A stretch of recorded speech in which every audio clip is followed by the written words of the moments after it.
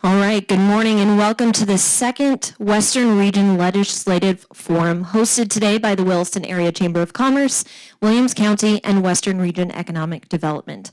I am Anna Nelson, President of the Williston Area Chamber of Commerce, and thank you so much to our site host, Williams County, and to Town Square Media and 660 Keys for broadcasting today's event. And this is also being live streamed on Williams County's YouTube channel. So thank you all for being here today, and please join me in welcoming our moderator this morning, J.C. Labar. Thank you, Anna. Please join me in welcoming our state legislators from Districts 1 and 23. Give them a round of applause. Unfortunately, Senator Rust, Representative Anderson, and Representative Longmire were unable to make it today. They are serving their constituents, and we thank them for their service. All legislators have been working on their constituents' behalf with colleagues from across the state during North Dakota's 68th Legislative Assembly. They were back in session this week after crossover, where bills were passed in the House and Senate, and they're sent to the opposite chamber. We'll begin by hearing an update from each legislator. Then we'll ask questions submitted by the public ahead of today's forum. We'll wrap up with 15 minutes designated for questions from the floor as follow-up to issues already addressed during the Q&A session. I'd like to remind everyone that this is a forum. It is not a debate. Our intention is to listen and to learn.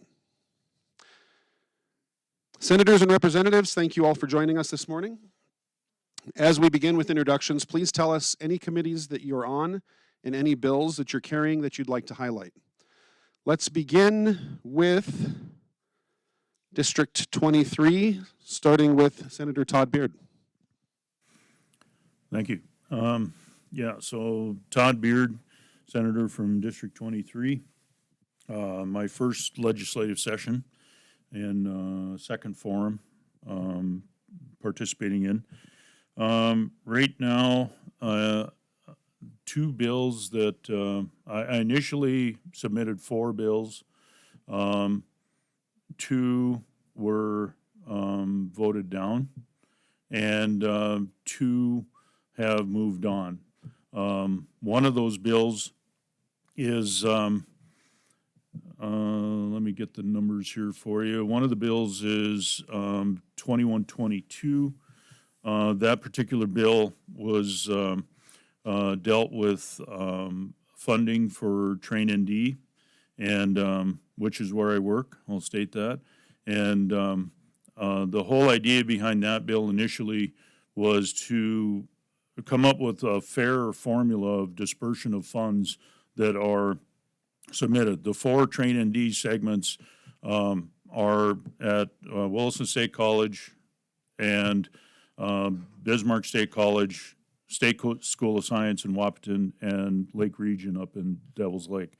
And the funding formula that's been on the table and used for those 4 quadrants starts back from the beginning.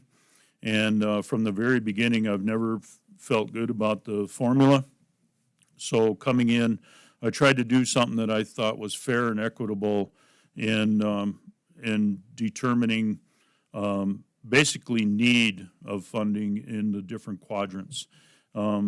Ultimately, Northwest does a quite large amount of the training when you look at all the numbers statewide, and receives the least amount of funding. So I put together this formula, submitted it, and then when it went to committee and spoke on it, it did receive opposition from the 4 presidents of those universities, and ultimately they would have rather it went into a study.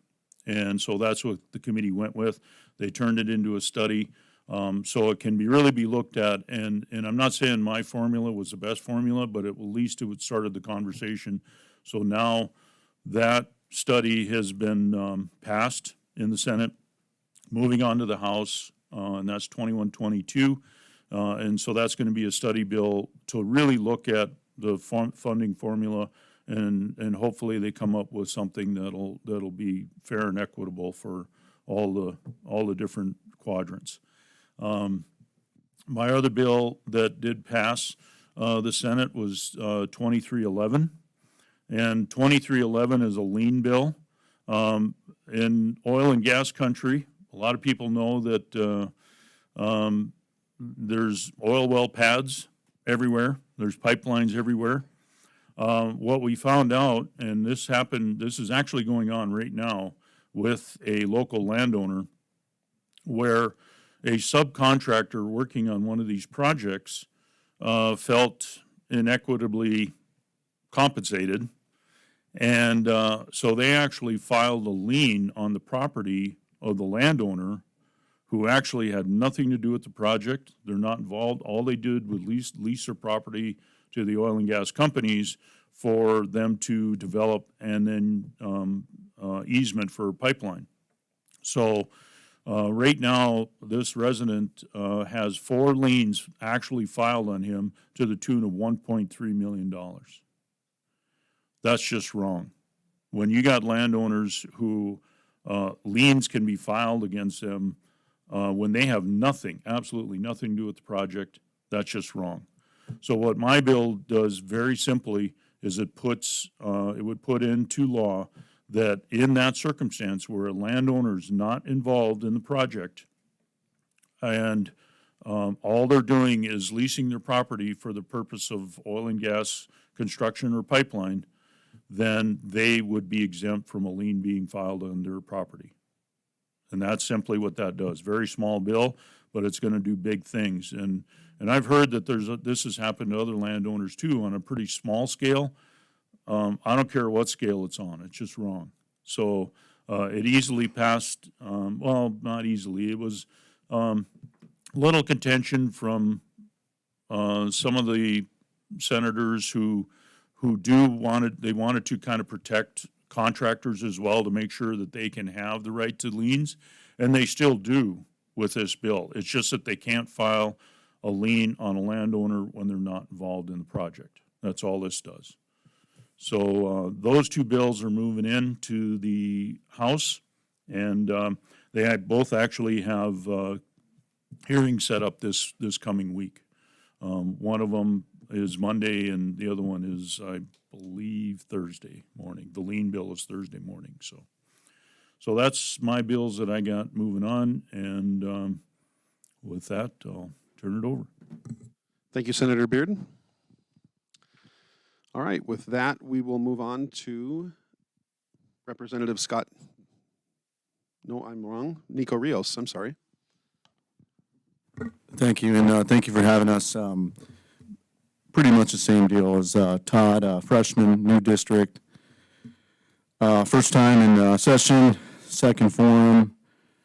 When I got to the Capitol, everybody was saying, you're a freshman, you don't need to do a lot, you don't have to introduce any bills, learn how it works.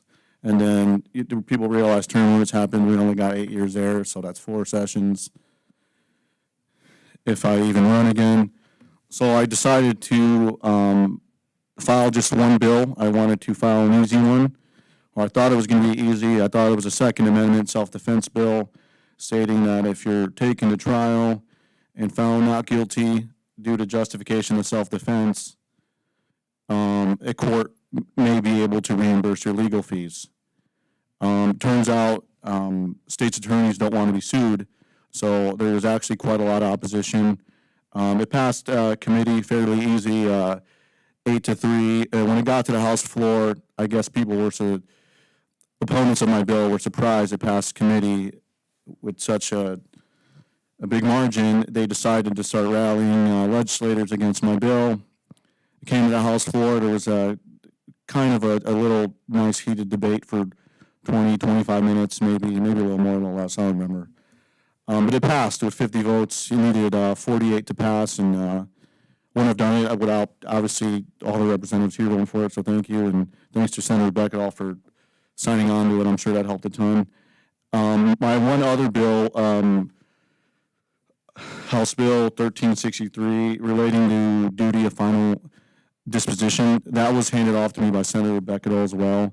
Somebody in our district murdered his wife, and due to current law, he was still responsible for her body in the morgue, and he wasn't signing it off over to her family so they could have a funeral.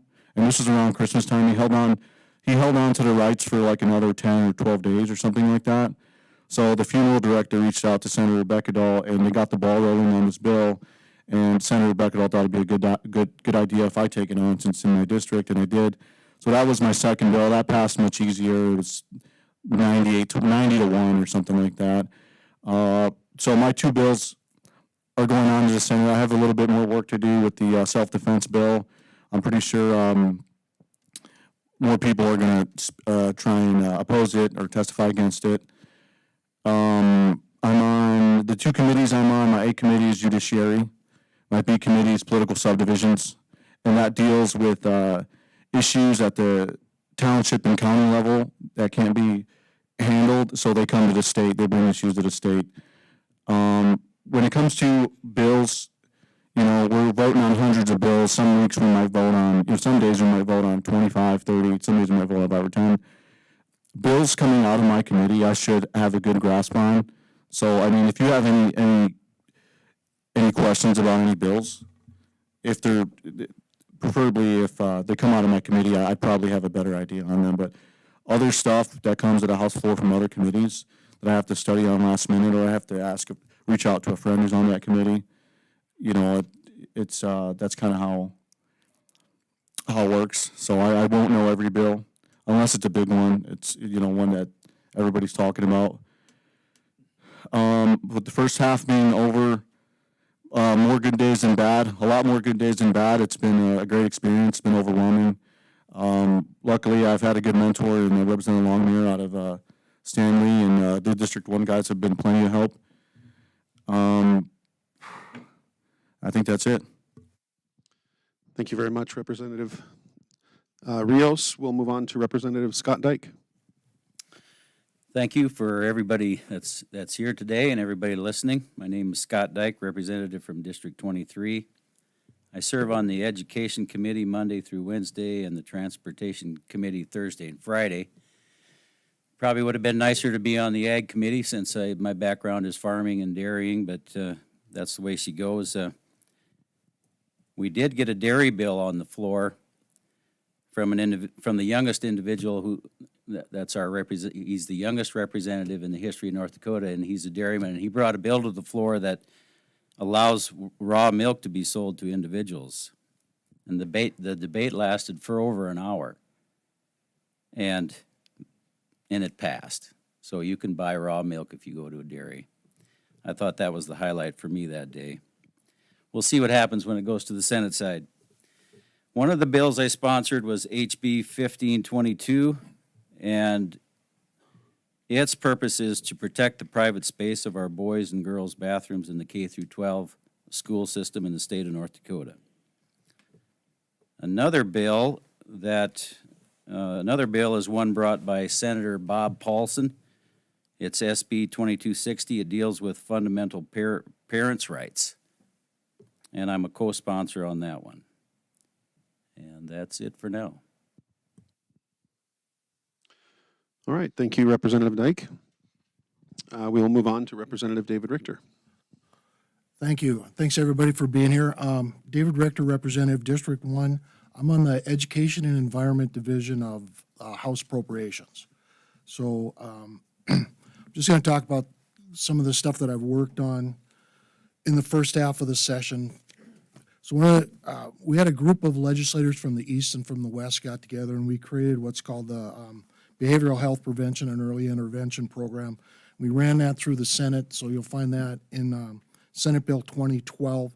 What that is it's a program that allows the community or creates a funding mechanism and a structure for your community to do a study of the behavioral health that's in your area, K all the way up through college, put the pieces in place to get behavioral health to the kids that need it in the schools. There's a college piece to it. There is a law enforcement piece to it and involving agencies or Health and Human Services, law enforcement, special education. So it's a big coalition. We got that through in Senate Bill 2012. The funding mechanism was reduced, so we have to look at what is going to be an adequate funding mechanism if we're going to roll it out over the whole state. There's enough funding in it right now to maybe run it out over maybe 10 school districts, but we want to get that up so it can encompass more of the state. And so that was an important one.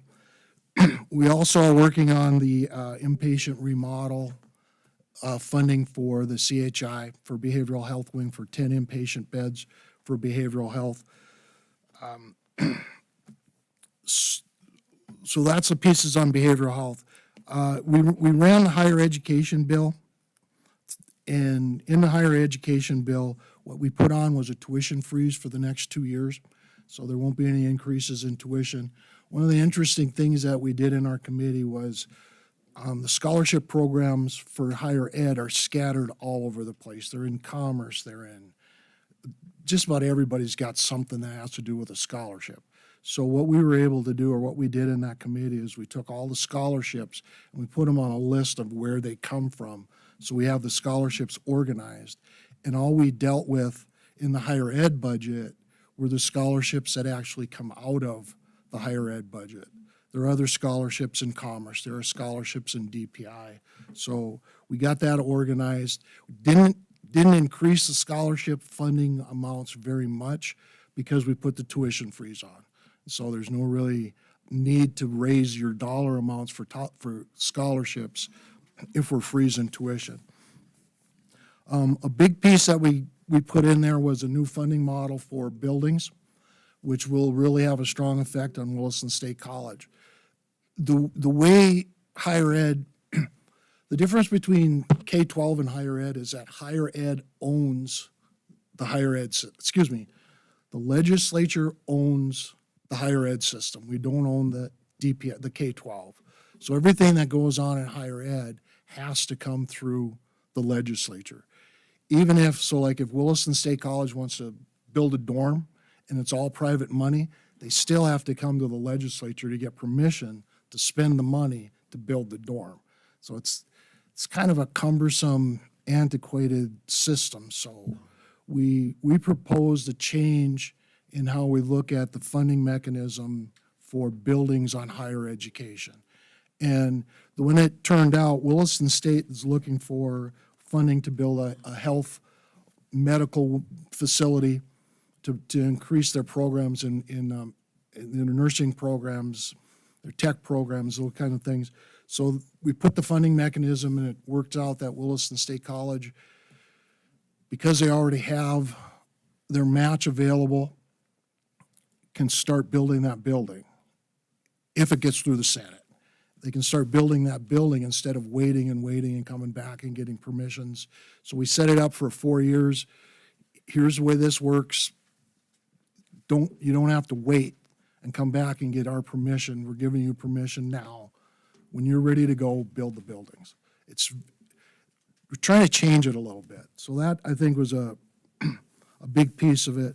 We also included some mechanisms to speed up the process for colleges to put in new programs. So, using Williston State College as an example, Williston State College wants to put in a tech program and some kind of medical tech program. There's this big cumbersome process. Well, we changed that so that we got rid of the cumbersomeness of it. We got rid of the waiting period for the funding mechanism and just said, go for it. If you got a program, you can put it in, get it going now instead of waiting and coming back in 2.5 years and getting permission from the legislature to do it. Go ahead and do it.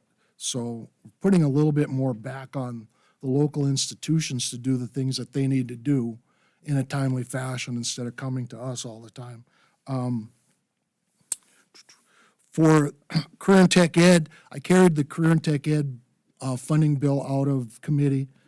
We did some good things in there. One of the things that was passed real early in the House, real early in the Senate, the governor has already signed it, is we put in a Bank of North Dakota loan so that all those schools that were going to build CTE centers that have been sitting and waiting on the federal dollars to do it, and the federal dollars haven't come, and it's been 18 months, and we're still waiting for the federal dollars.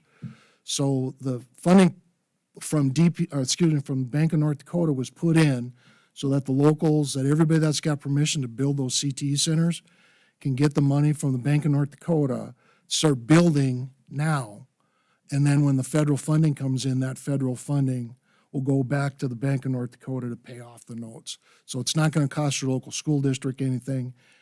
It's just a way to get it so we're not missing another construction season waiting for the federal government to come up with the dollars that they told us they were going to give us 18 months ago and they haven't come through on. So that one's moving forward. We also changed one of the bills I introduced changed the advisory structure for those current tech center advisory boards. It made it so that you can have a college person on there and a business person on that advisory board instead of everybody on that board being from a school board member. So we kind of gave them that flexibility. Doesn't mean they have to do it. Just simply means they can do it if that's what that board of those CTE centers, if that's what they chose to do. And the bill also provides flexibility so that the virtual CTE centers and the brick and mortar CTE centers have more ability to work together and share programs so that we can get a more encompassing career and tech ed programs out to the regions where they need to go. In K-12, I put in a bill for there's a program called the Credit Enhancement Program. And what the Credit Enhancement Program is for K-12 schools when they go to build buildings and they bond, they get a bond rating. What the Credit Enhancement Program does is it lets them use some different numbers so they can get a higher credit rating. And if they get a higher credit rating, then their bond rate goes way down. And so it allows a school district to get a bond at a much cheaper interest rate, and it'll save the school district. Doesn't cost the state any money, but it will save the school district huge amounts of dollars in interest that they'll be paying on bonds. And to go along with that, House Bill 1186 increases the construction loan program for schools from a maximum of 10 million to 20 million, and it lowers the interest rate down to 1%. So now a district, so when Williston goes to build, if they need to use that as part of their funding, they can get a $20 million loan from the Bank of North Dakota at 1% interest, which is another way of saving a lot of money. Doesn't really cost the state anything, saves the local school districts a lot of money in interest when you're paying out a note over 10, 15 years. And the other one, the last one I'll end with this is House Bill 2011. House Bill 2011 is a bill I introduced on homestead tax credit. Homestead tax credit is for senior citizens, for people 65 and older that own their homes and live in it. We changed the whole mechanism of the homestead tax credit. So now there's no asset limit that disqualifies people, and we changed the funding, the income levels. So what that does now is it provides $54 million of property tax relief for people who are 65. It's going over to the Senate.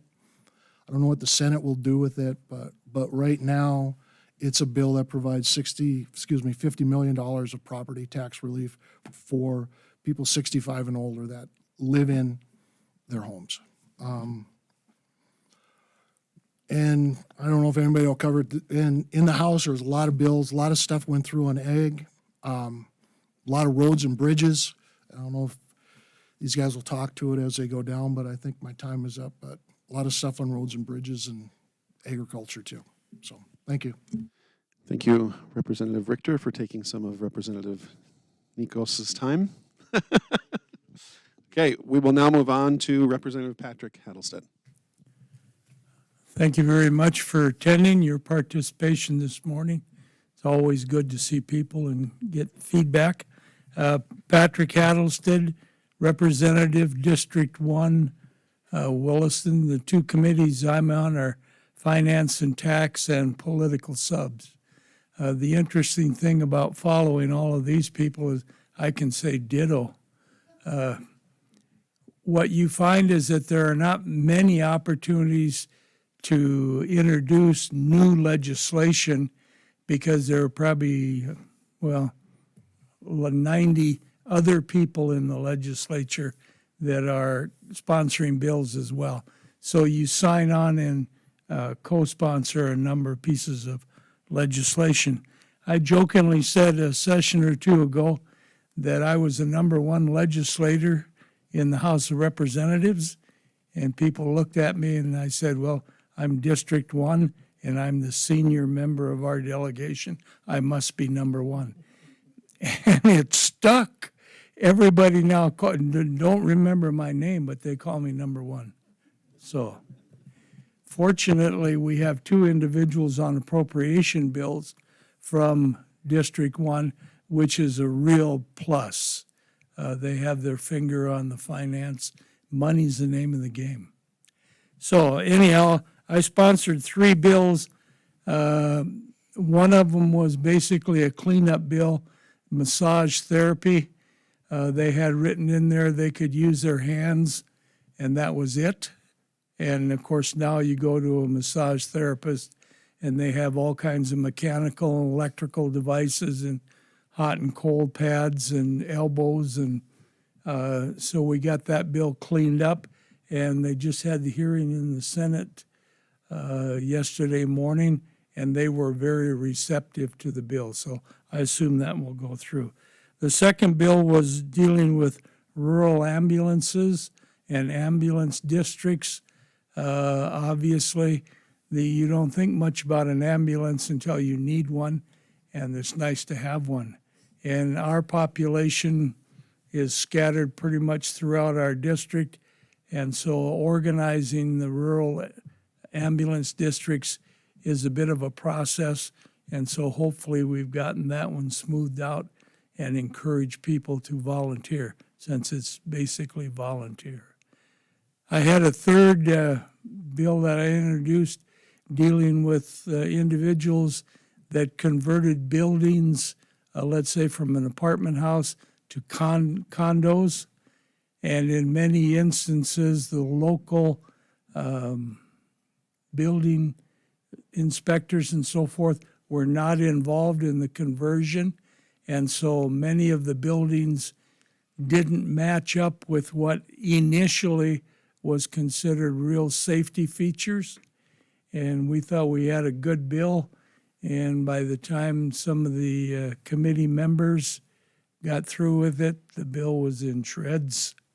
So that one didn't go very far. On finance and tax, obviously, we're interested in tax bills. The two bills that dominate are income tax and property tax. The income tax bill, the one that came out of the committee, actually two of them. One was a 1.5% flat tax. The other was 2.0 flat tax. So the idea is that we would reduce the income tax paid by the average individual. In the discussion, the belief is that with either of the two flat tax bills, 60% of North Dakota income tax payers wouldn't pay anything. And a lot of people say, well, no big deal, we don't pay much anyhow. But income tax relief is always a big issue. The second one that gets a lot of fireworks is property tax relief. And over the years, we've done a number of different ways of reducing property tax. And somehow you got a little money in your pocket, but not what we intended it to be. Property tax is neither levied nor collected by the state, so that complicates things. And property tax pays a lot of bills locally, countywide, and so it gets to be a touchy issue.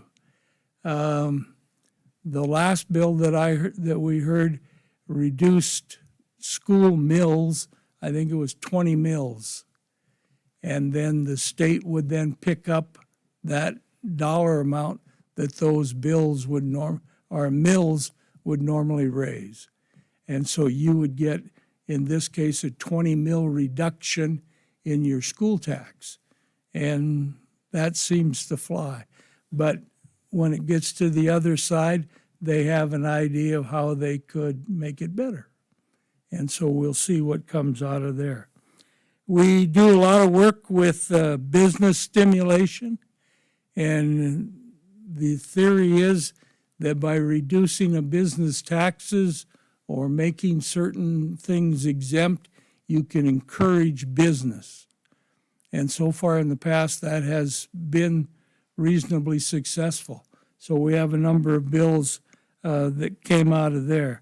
One was really of interest to Western North Dakota is that we were going to give tax breaks for the re-stimulation of oil wells that had, in a sense, outlived their useful production, and now we're going to encourage the re-stimulation so that we can bring that production back up, which is good for North Dakota, good for North Dakota tax. We were raising quite a bit of money. In fact, when we put all the pencils to it, oil taxes pay about 54% of the state's bills. So re-stimulation would add to that, which would be important. We also, in hopes of stimulating new drilling, we eliminated a tax, trigger tax of 1%, so that regardless of what the price does, our tax stays steady and level. So hopefully that will stimulate construction. We also do things to stimulate workforce. If you walk past any business, everybody's looking for people to work, statewide as well. Job Service has 100+ jobs in every area, screaming for people to work. So we've done some things on that area. So basically anything that we can do. We do some interesting things too. We removed the sales tax on diapers. Since my kids, I asked if I could go back and retroactively file for the diapers that I bought, but they didn't see much humor in that, and that didn't fly. But for the young people, we did though, and I think maybe they did it in jest to me, but it got through. Depends is now sales tax free. And they looked at me when they proposed the amendment, so maybe they know something I don't. But so tax, interesting committee. A lot of things come through there. Hopefully we have a positive impact on the citizens of North Dakota, whether it's through income tax, property tax, or business stimulation. Thank you. Thank you, Representative Hattlestead. We'll move on to Senator Brad Beckedall. Thanks again for hosting the forum. Appreciate you doing that for us all. It gives us the venue that we don't normally get during the session, so thank you. And thank you, Justin, for emceeing, helping us out as well. Jason, sorry. Justin's your brother? Okay. I knew there was two of you. Thank you very much for being here. Also, I want to congratulate my fellow legislators for their bills they hit in and the success they hit in on them. I think it shines brightly for what we're trying to do up here to address the concerns. I currently serve as the chairman of the Senate Appropriations Committee. I have 16 members on my committee. It's the largest committee we have in the Senate. And we meet 5 days a week from 8 to 5 every day versus the A and B committees that meet some on Wednesdays and some on Tuesdays. So it's easy for me because I only have one room to go to, so it makes a difference.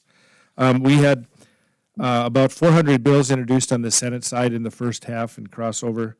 And my Appropriations Committee saw 93 of those bills. So about 1 out of every 4 bills that passes the chamber has to come to my Appropriations Committee for a hearing and some type of recommendation.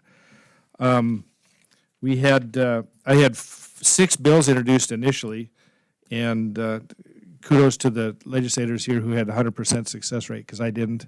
And normally you won't, so that's good news for you that did. But mine for various reasons, some of them didn't pass. One was, the ones that did pass, I'll tell you, I just testified on Wednesday before the House Judiciary Committee with a bill that I had that expanded a rural attorney access program. It's an incentive program to get more attorneys to settle in rural North Dakota. And we started that program. I had a bill in the 2021 session that passed with up to 4 participants. This bill just expanded it to up to 8 participants because the program was full already. And so at a very low cost to the state. The state's cost for that is $36,000 for the biennium, or $18,000 a year. But the dilemma is we have many rural counties that don't have any attorneys anymore. And to service the attorney needs in those counties, they obviously have to go someplace else. So we're trying to get attorneys back into those rural counties to help service the needs out there. And that one's already passed the House. I see it passed on Friday, so it's already gone through its committee hearing and passed the House. So that will be, as long as the governor signs it, will becoming law this session. My next bill that's still in the mix is there's a large amount of projects that want to settle down in the southwest area of the county, down in the Trenton area. And one of those is a petrochemical facility that will take natural gas liquids and turn them into a liquids utilization plant. So it'll take natural gas off the large Northern Border pipeline system, and it will place it into a plant that will then turn it into a high-grade diesel product, actually a biodegradable diesel product. They tell me if you spill it on the ground within 2 weeks, it's completely biodegraded, so it's a very safe product as well. And they're going to take the carbon dioxide from that and sequester it underground so it will be carbon-free at that point, which is what the market seems to be wanting to go to. But it's still a petroleum project, and that's good for us, so it's a value added. There was a sales tax exemption for constructing those facilities that was going to expire. It's been on the books for many years. It was going to expire June of this year. So my bill just extended that, actually took the sunset off and extended it until somebody takes it off at some point. And also, I added a provision to that bill that had not been there before. It passed the Senate already pretty unanimously. I'm hoping it does the same in the House. But there's a provision on there for mega projects, as we define them, which are projects over $500 million that impact those industries. And for those projects, if a county or a city, wherever the jurisdiction is, where it's located, has a sales tax, a locally voted sales tax, for either economic development, infrastructure, or public safety, then the state will reimburse that sales tax back to that local jurisdiction up to 1%. So what happens when the state passes these exemptions, it's a blanket exemption that goes to everything, even the local sales taxes. So what I wanted to try to do was recover some of the costs the county's going to have to put into those project developments, and I think that will help to get that money back to the county. So hopefully that stays in the Finance and Tax Committee that Pat sits on. And then my last one was actually a resolution that I put in at the request of, and all of these, by the way, have a local tie to some kind. The judiciary one that I had was Taylor Olson, our city attorney, brought that to me 2 years ago and continues to support it. The projects down in the Trenton area came to me from actually the county and the project developers, working with them. And then this last one, came from one of our college professors, Mr. Stenberg. Richard Stenberg asked me about a resolution to try and get the National Park Service to rethink their decision to remove the wild horse herds from the south unit of the national park and the longhorns from the north unit because they didn't consider them native species. So I put in a concurrent resolution in the Senate that's now in the House requesting Congress and requesting the Interior Department to now keep those herds in place because they are an attraction. They're part of our historical database.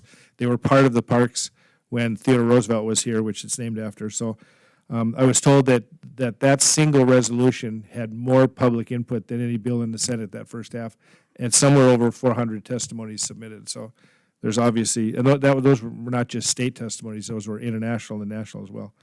So happy to have done that, and again, another local tie there. At this point, I'm just going to give you some numbers since that's what I do in appropriations, but the estimated general fund balance we started with this session was about $5.3 billion.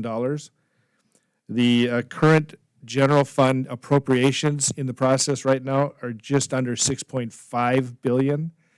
which means we have, at this point, overspent the general fund by $1.2 billion. It's hard for me to imagine, but that's the current line. That's not abnormal. It's higher than normal, but it's not abnormal, the crossover. We're normally what we call underwater at this point, and then we have to start slashing bills to get us into a balanced budget. The budget stabilization fund is about $990 million. Sounds like a lot of money, just under $1 billion, but that's the fund we use when the economy tanks for some reason. The legislature's not there to deal with it because we can only meet 80 days constitutionally every 2 years, and we're done. That fund in 2017, when we took a dive, was over $640 million, and we spent it all on top of 30% reductions in all spending to try and balance that budget. So it sounds like a lot of money, but it's been used, and it could in the future again. Our strategic investment fund, which is our go-to fund when the general fund is underwater, that's oil tax money that spills over from other needs. And it's a fund that the legislature uses either for big infrastructure projects or to take care of any imbalance in our balanced budget situation. That was at $1.4 billion. The current appropriations are over $1.8 billion. So that's underwater by about $450 million at this point in crossover. What's unusual this session is usually that SIF fund for us to balance the budget has not been underwater at this point in the game. So the legislature has obviously needs to do some restraint in its spending. So the governor's original recommendation for spending was $18.4 billion. Legislature so far is at $20.2 billion. So we have some cutting to do. For those interested, the legacy fund balance right now is a little over $8 billion in its principal, and it's expected to generate about $680 million back to the general fund to help us with any projects or spending. I was on the committee that actually set up the legacy fund back in 2007, 2009, and our goal at that time was save money for the future because we knew oil was going to go away at some point, have some present benefit to people in the state at this point in time, and then in that process, we always thought about infrastructure and tax relief. Those were the two issues we thought we could help citizens with.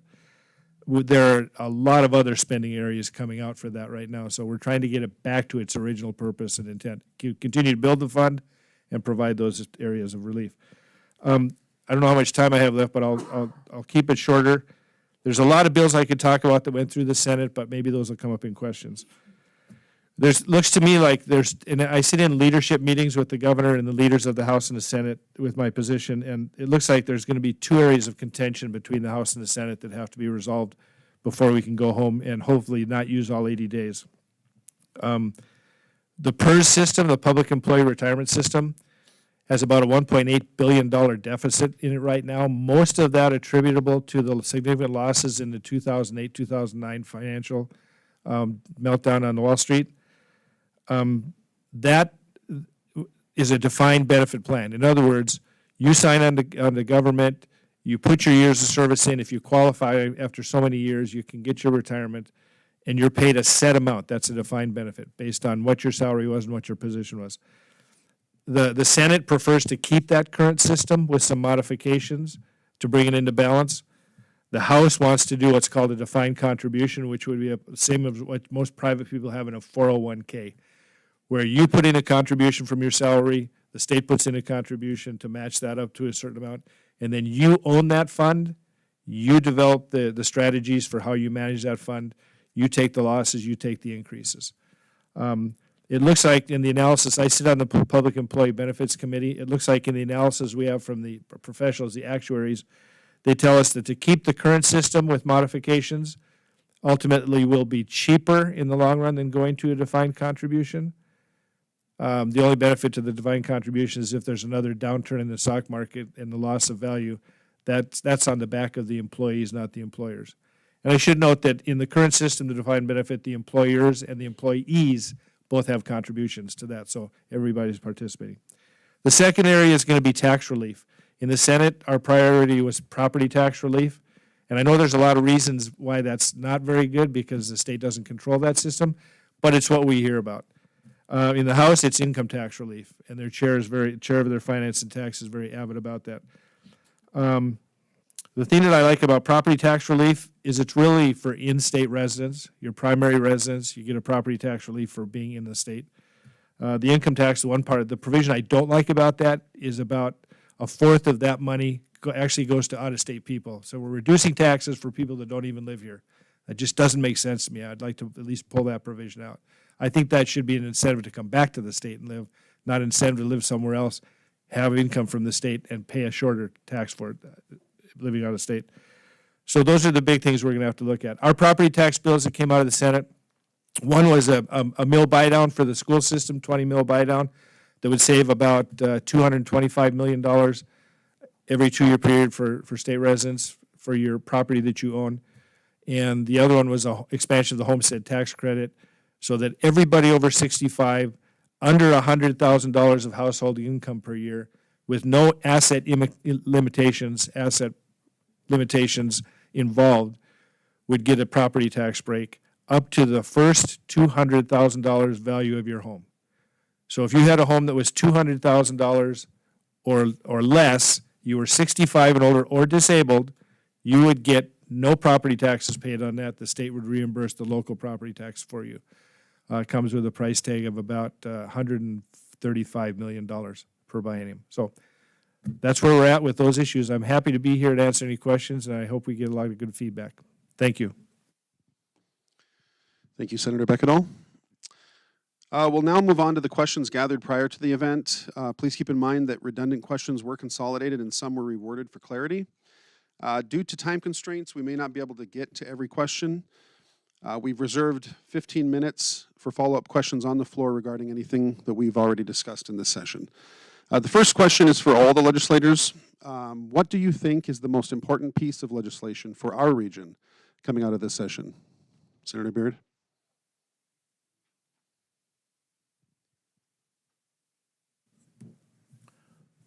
Well, there's so many. I mean, there's so many bills that are potential bills once they pass both houses that are important. I know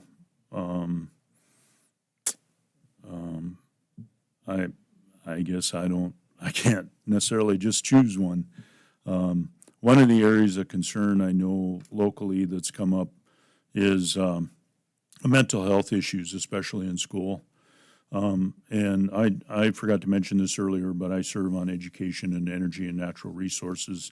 And one of the bills that came from one of the senators, Senator Axman from Bismarck, through our education committee, and it's Senate Bill 2340, it opened the door to allow school districts that were underserved in the area of the school counselors. There's a real shortage for that. There's strict parameters on that as far as counselors being available. What her bill did was it opened the door so that if a school district was short on counselors, they could go to certified counselors in other areas besides just being certified in school as a school counselor. So if you have, say, a school district has addiction issues with some of their students, which we know does happen. And I'm not saying that's a big thing here, but across the state, that is an issue. This bill would open the door for that school district to allow a school counselor being hired that can specialize in that area. In addiction issues. So you have somebody then on staff who not only can help those kids, but also recognize the what comes up with those kids. They can see, they're more in tune with what's going on with these kids. And I think that's really going to be a big bill. Now, the idea behind it then is they're still supposed to look for a school counselor, a certified school counselor. But I like the idea across the board to especially allow bigger districts that flexibility. I think would be a great thing. And so that's one I really like. And when it came through committee, it had strong support. And I'd have to look at what it did on the floor. I know we did pass it. It's going to be coming to the House. And I think that's a really good one. So I'd really like to see that open up more so. Thank you. That definitely does seem like a good one. Representative Rios? To repeat what Senator Beard said, there's just too many, but hate to give a general response, but to narrow it down just a little bit, anything oil and gas related. District 23 was created by the oil and gas industry. A lot of people moved to the area to fill these jobs in the oil field, and I was one of them in 2014. Enough people moved here. They gave us a district. We need to take care of the industry that created a district that got all three of us and got us even more seats in the Western region. So that could be anything, that could be a million bills, whether it's a tax break for a pipeline or, we just got to look after the oil and gas industry, and to pinpoint it to one specific bill, that's just really hard to do because they all work together so well. And I'm there to look after what brought me here. And I didn't get put on the Energy Committee, but I'm still very interested in fighting for an oil and gas industry. Sorry for the general response. That's okay. Thank you. Representative Dyke? I think that one of the most important bills coming is that farm bill. And it did pass the House, and it will allow for corporate farming, not just your regular LLP or LLC partnerships. The way I understand it right now, it looks like the way it's written, it will involve 70% ownership would be needed as state residents. And looks like the Farm Bureau is in favor of it. Farmers Union was not initially, but they are coming alongside now. Compared to the other states around us, animal agriculture we're way behind. And we do have the grain stuffs and the commodities right here in our state to enlarge those numbers, and it brings in a lot of revenue to this state. So, as it's set up right now, the partnerships in farming are just if you're a relative, the way I understand it. And this would involve partnerships outside family members. So I think it's an important bill to the state. Thank you. Thank you. Representative Richter? Want to skip me on that one? No, not at all. That's tough. I think the four biggest ones in this area are childcare, behavioral health, infrastructure, and workforce. To choose one of those,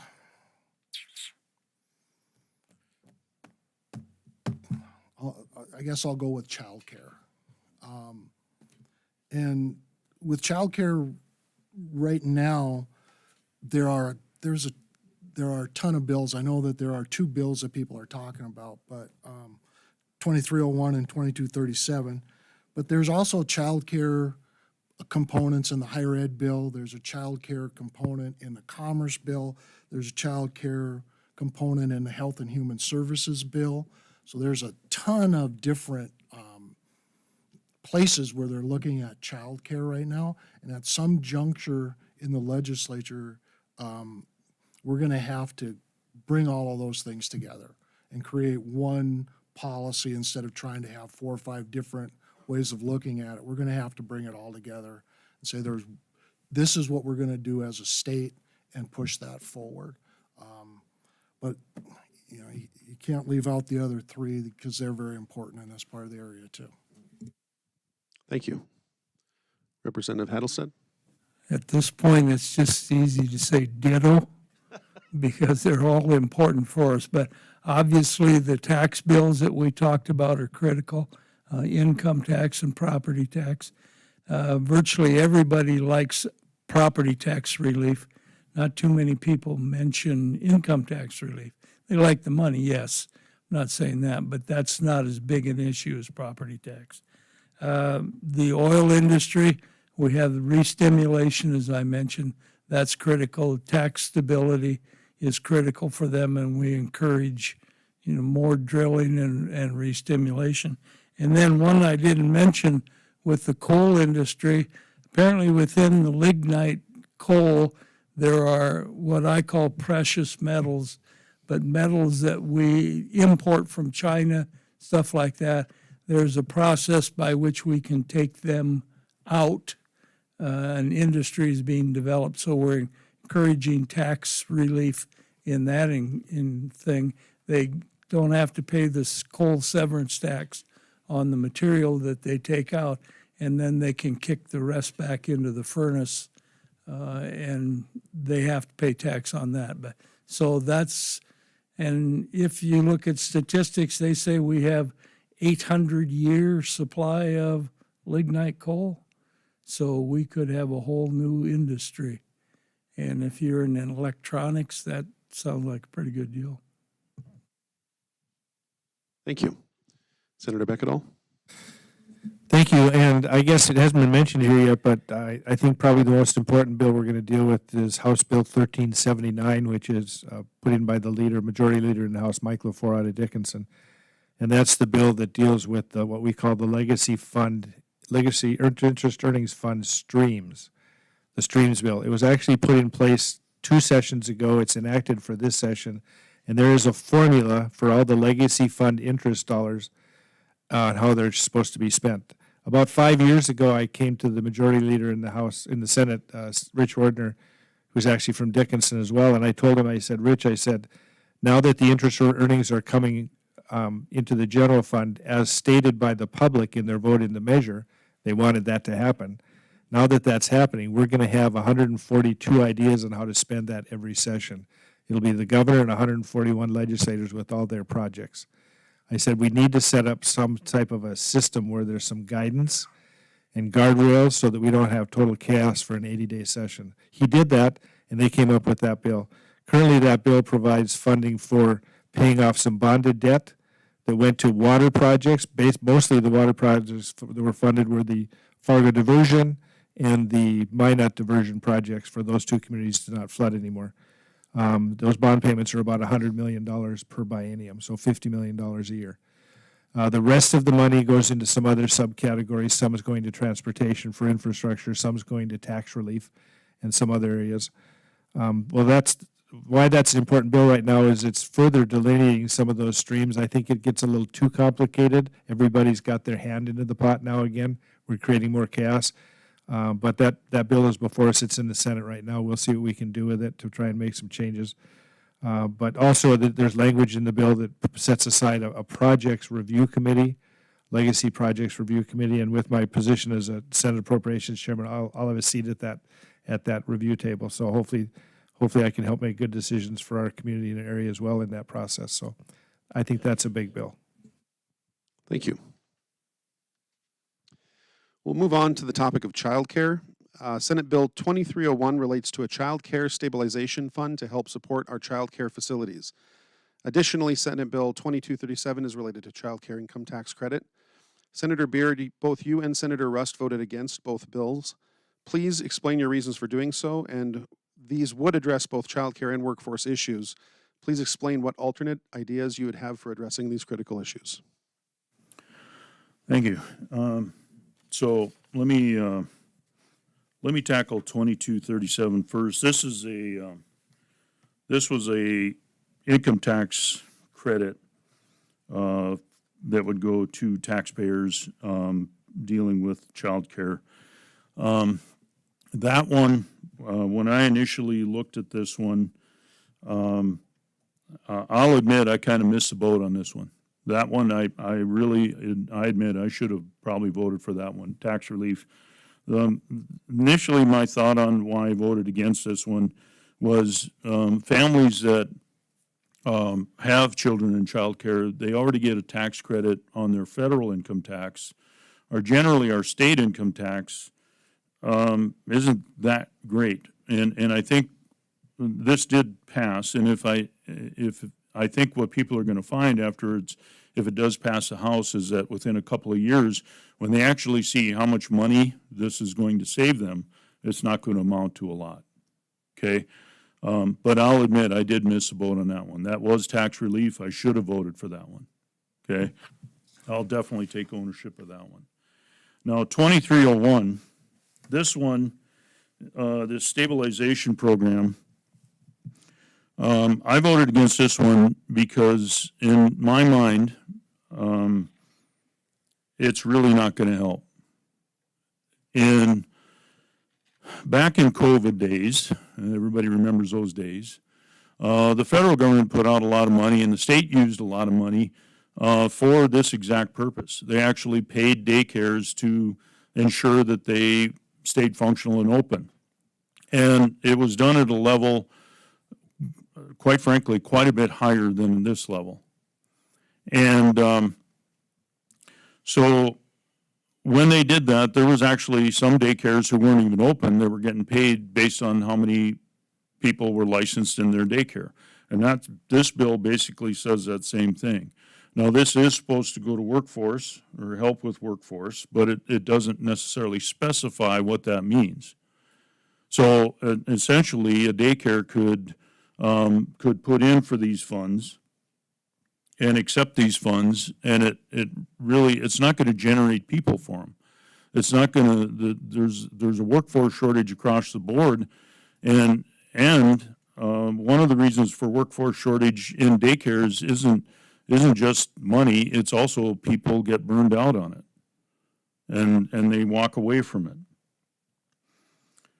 Also, quite frankly, Health and Human Services, who's going to run this program, and I got this directly from a senator who serves on the committee with Health and Human Services. They think the biggest reason daycares fail is because they're not good business managers. And this bill, to me, proves that's what they think. They want to put money forward to get people, to get daycares on a government program that's never ending. And now this bill, if it passes all the way through, will become part of the Health and Human Services budget, which every 2 years they're going to come back and they're going to scream, oh, it's not working. Daycares are still a problem. Well, guess what? It's been a problem and shortage of daycares for over 20 years. And the people that have stood up to try to change that have been shut down time and again. The real reason why daycares are in such short supply is your state and local governments' parameters of restriction on licensing. That's it. If the licensing was simple and easy, you'd have a lot more daycares open up. Private, small, in-home daycares that would pop up all over. It's almost impossible to get a license. So this bill, it's probably going to pass. It passed the Senate 25 to 22. So it's not like me and Senator Rust were the only ones that voted against it. A lot of us recognize what this is going to become. It's going to become another government program that's not going to fix the issue, and it's going to become increasingly expensive. Every biennium, they're going to add to it and add to it and add to it, and you're going to have daycares that are looking at this as subsidization that they can't do without, and eventually you're going to see the state take over the daycare completely, and you're going to have schools built specifically for 3- and 4-year-olds. It's already heading that way. So your kids are going to end up in state-sponsored, state-run institutions from the time they're 3 years old on. And you can sit there and say that this is going to help the daycare industry, but at what cost? So that's why I voted against this. And I'm sure everybody has their reasons. I think we heard earlier reasons why they're for issues like this, but I've watched this issue grow from the time, and everybody needs to understand this directly involves me, in that my wife has run a daycare for 30 years. For 20 plus years, we've watched the government become more and more constrictive, and it's forced people out, and it's kept people from coming in. And that's my view on 2301. So just to clarify, there was a two-part question. So the second part of the question was to explain alternate ideas. So just to be clear, your idea would be to lighten the Lightening licensing. the licensing requirements. If licensing requirements were simple and easy and then went for a component for training, you'd have a lot more daycares sign up. You'd have a lot more daycares licensed. And then put in, there's some training components that they have to meet. Some of those training components are very good. And, but the licensing aspect of it is really the key. Thank you. To our other representatives, do any of you have remarks on the bill?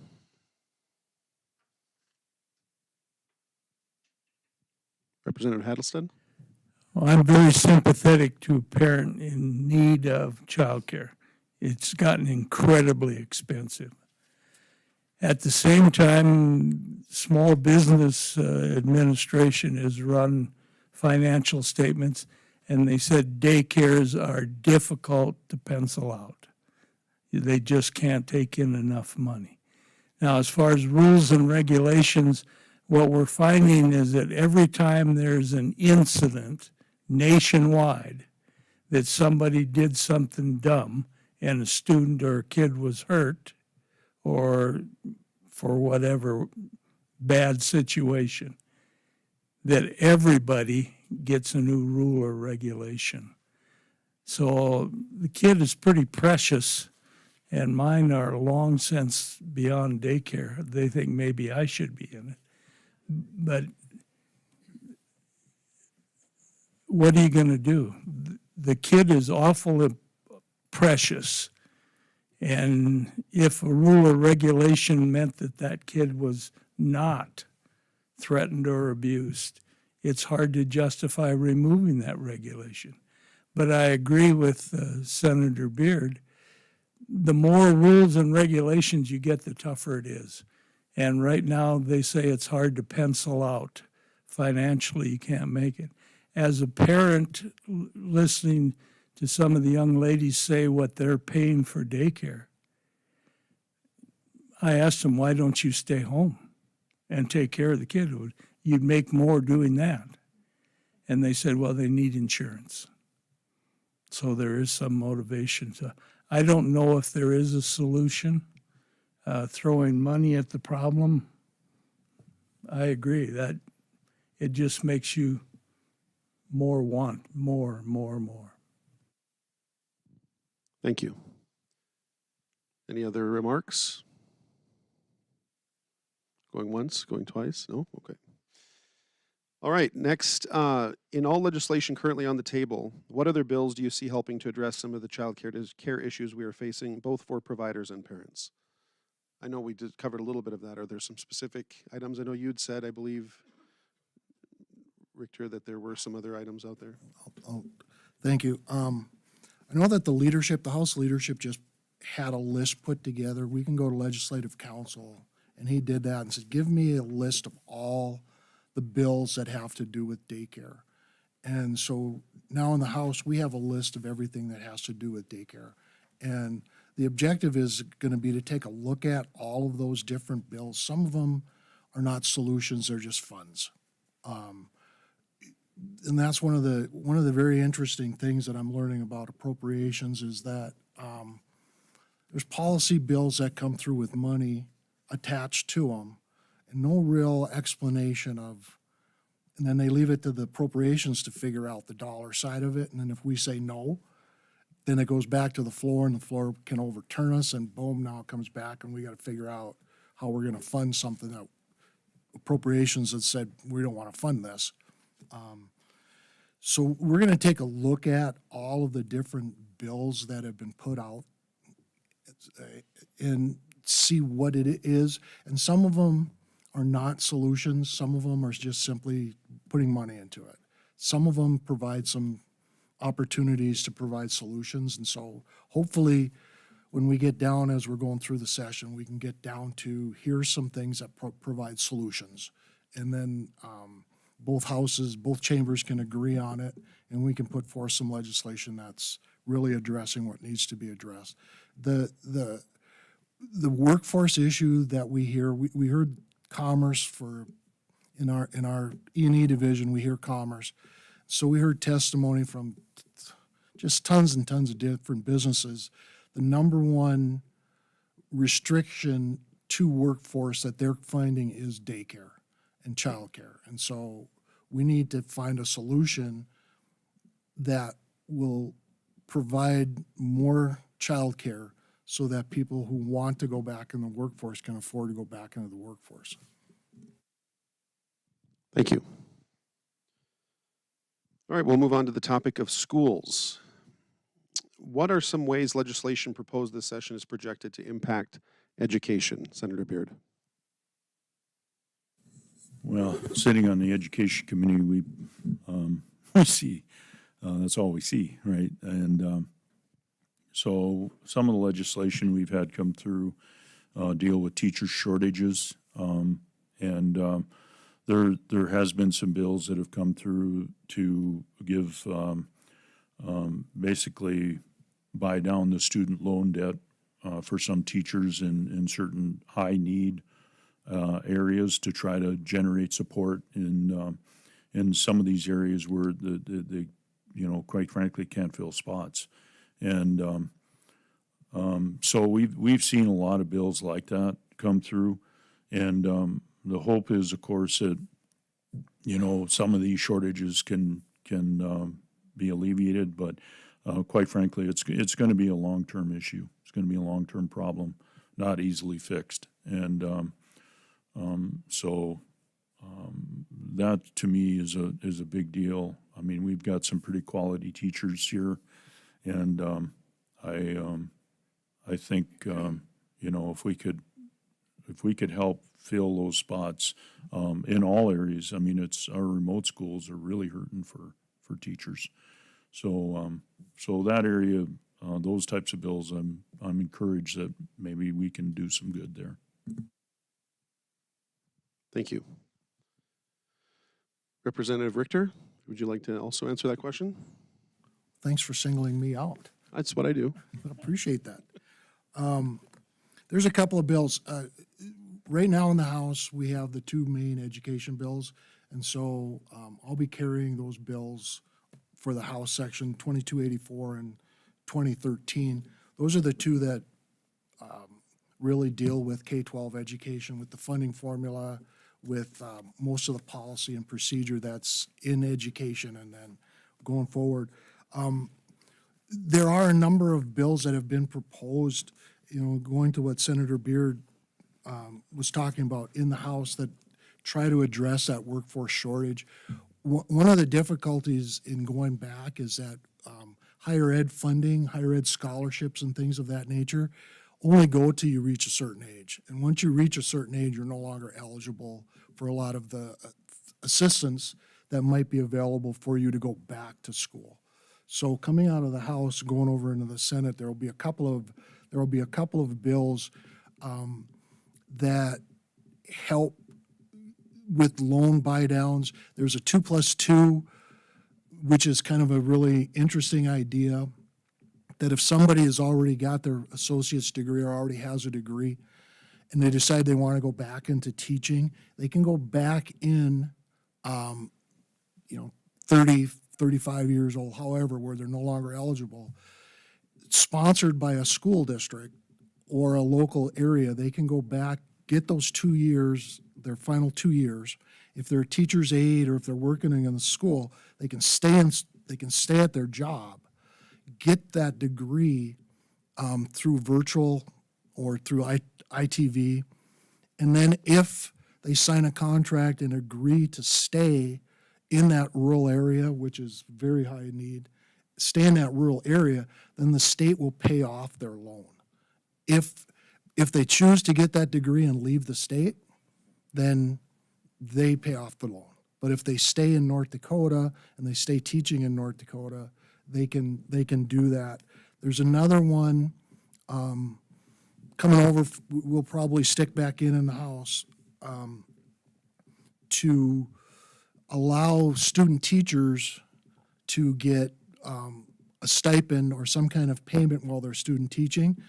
Because basically what happens when you student teach is you're paying a school district and you're going someplace to student teach and you're paying it.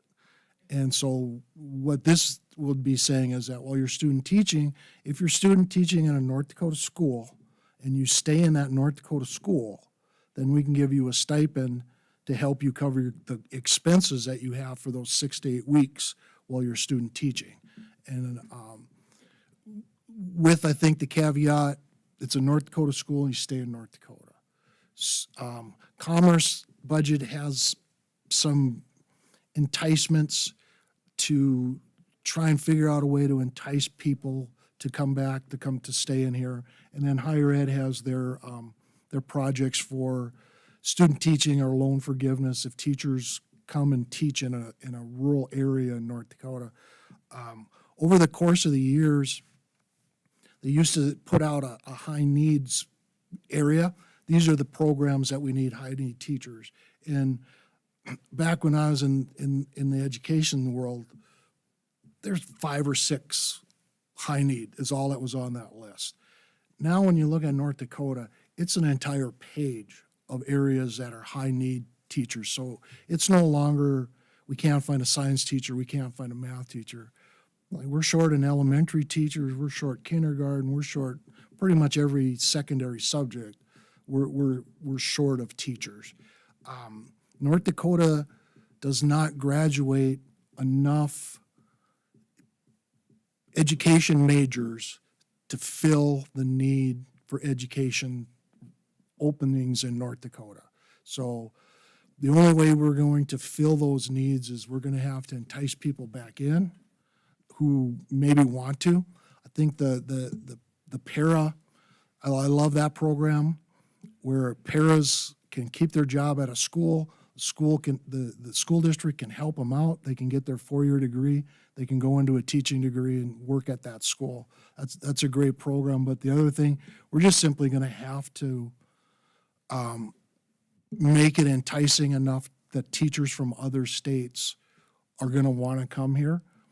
Problem with that is every state in the union has got a teacher shortage. So we're not competing against, back in the day where we produced, there were teachers. So I'm a social scientist. So when I graduated, there were a billion social scientists and like 3 openings in the world. And so it was really hard to get a job. That's totally reversed now. Every state is looking for teachers. So we're not just competing. Williston's not just competing with Minot. Williston's competing with Minneapolis, Sioux Falls, New York, Chicago. We have to make it enticing enough to bring people in from outside of the state. Otherwise, we just won't be able to fill our openings. Thank you. Yes, sorry, Senator Bacanal. Can I add to that? Absolutely. Thank you. So I did have a bill in for the stipend that Senator Beard saw in his committee. And so he saw what the intent was. The intent was to pay a minor stipend from the school district to the student teacher if they were in a North Dakota school district or if they signed a contract in a North Dakota school district to pay that off. So, but ultimately that bill was killed because of opposition from the professionals in the university system that teach education that said it was going to imperil the students' financial aid classification. So unfortunately, that didn't move forward. We'll try to resurrect that at some point, but I appreciate that Todd's committee's work on that because I think they liked it as well, the idea. So, and he may want to respond to that. I just wanted to bring in relative to the K-12 education funding, which was, we had that funding bill in my committee in appropriations the first half. So what we approved in that is a 3% and a 3% increase to the funding formula to schools, which will take the funding from $10,100 per pupil to the local school districts from the state per year to $10,860 per pupil per year. So almost a $1,000 increase there. That's a cost of $119 million that the state will provide then to the local school districts to increase their funding, which hopefully reduces the need for property tax reductions locally, or property tax increases locally. Also, we put more money into what's called the School Construction Loan Fund. We call it SCALF. We added $75 million to that, and we changed the parameters. It's a fund that school districts can go to for construction projects where instead of bonding at a higher rate than we currently offer, the state will give them a 2% interest loan for the life of that project loan. You used to have a maximum of $10 million you could get from the state for that. We increased the maximum so that if your project's over $75 million, which many of them were, like our high school project here, you can apply for up to $50 million of 2% money from the state to finance that construction. So I think that, again, is an idea to try and help reduce the property taxes on the bond side. And then finally, the CTE funding, we approved that. We approved the $80 million in the special session last year to get those 12 centers built regionally around the state. One of them's in Williston. It requires a 1-to-1 match, so the state's going to give Williston $10 million. Williston had to provide $10 million match to build a $20 million facility to serve all of Williams County in terms of their CTE, which are programs designed to get trades qualifications to kids in high school. So when they come out, they can go either immediately into the profession of electrician, a carpenter, a plumber, HVAC, whatever we need, diesel mechanics, all of these areas of high need, or they can go to a trade school and continue that education if they want to. But we put the extra funding into CTE to help cover that. I hope to also get some more money through the second half for those CTE centers to help cover some inflation costs that they're seeing in their bids. So I don't know if Todd wanted to respond to anything. Yeah, I just wanted to add to the stipend. One part of the component was possibly, the way we understood it, it could interfere with their student loans. The other component was in that bill, the payment to the student teacher came much later in their career than when they actually could use it while they're student teaching. And so if it is going to be brought back, that was one of the concerns that was brought up in committee, that if it's a stipend for them while they're student teaching, then it should get to them sooner than later. And I don't mean to bounce this back, but if I can just add to that, one of the objections the educational establishment had, particularly out of NDSU, was that my bill stipulated you had to be in a North Dakota teaching position and you had to be a North Dakota teacher. It's part of workforce development for us, right? We need more teachers. They didn't think that was fair. They thought we should give it to everybody, and if teachers leave NDSU to go to Minnesota, we should still be paying it. I said, that's a deal breaker. We're not going to give North Dakota money to teachers that are going to teach in Minnesota. So that was part of it as well. Thank you. 1 second, Representative Dyke, you had a question or a statement? You know, the teachers I talked with before session in Williston here, you know, they're so passionate about teaching. They have a gift. It's impressive. And many times the extra things they do, you know, go unnoticed and unthanked. But some of them are carrying extra responsibilities, which are, you know, weighing heavy on them. And that contributes to the shortage. But some school boards are now hiring local business professionals to teach. And there is a bill coming that, and you know, for business professionals to teach in the area of their expertise, there is a bill coming that we could help them get their teaching degree without the normal route. So that could be something. The behavioral issues and the mental challenges that these teachers face with the students, you know, are difficult. And a possible solution would be, I ran into a teacher from the middle part of the state, and she came out of the behavioral health profession and in her community, and she started teaching.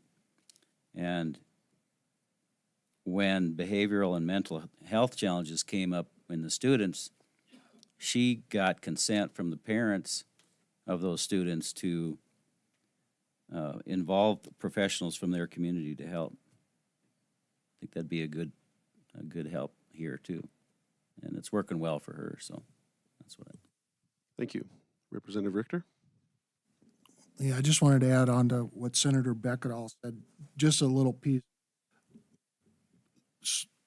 So most of the incentives, all of the incentives that are coming out of, at least out of the House, that are towards workforce, all contain that component, like the senator was talking about, that you must stay in North Dakota, you must work in North Dakota, and you have to stay in North Dakota. So whether it's with the teachers or whether it's with workforce or however it's set up, We've put in a very strong pieces in everything that it's North Dakota and you have to stay here.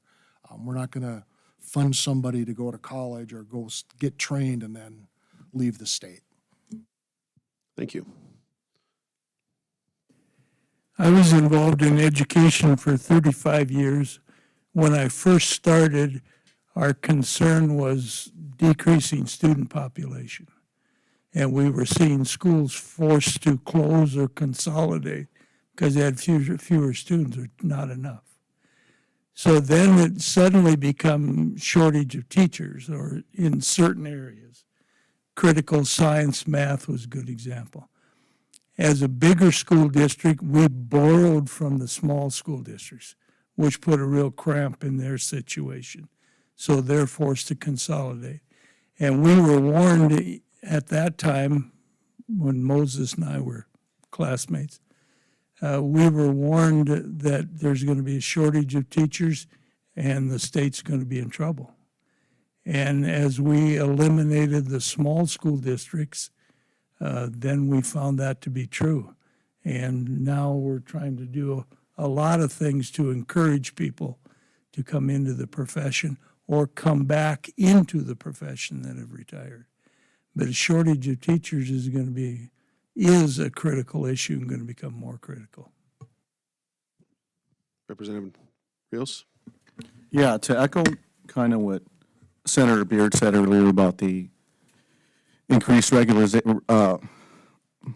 overregulation in the daycares, and what Representative Dyke talked about is introducing business professionals to teach classes they're experts on. Another route is just lower or remove all these regulations, and makes it incredibly difficult to become teachers. I mean, there's a lot of people who are experts in all sorts of subjects. There's probably a bunch of people in this room who'd be great teachers or high school teachers in a particular subject. That's another route we have to consider looking forward. It's not just increasing pay or, there's a lot of things in North Dakota that make it difficult. There's a lot of people that move here and can't handle the winter. We gotta consider other options, and I think lowering regulations that make it difficult to become a teacher has to be one of them moving forward. So you don't have a plan for offsetting the winters? Nothing there? Not yet, unfortunately. Okay, just making sure. Any other comments in that regard? Okay, we're going to move on then to the next topic, which is books. Surprise. There were several questions submitted that related to Senate Bill 2360 and House Bill 1205 with regards to allowable content in public libraries. Could any of our legislators share some information as to the impetus of these bills? Yes, Representative Rios. Thank you. Yeah, one major concern is that House Bill 1205 is going to get rid of like sex education books or encyclopedias or legit health books talking about reproductive systems. And I think the bill was written great where it doesn't do that. Let me read a part of the bill. This is section 1 of subsection A of House Bill 1205, which I voted for.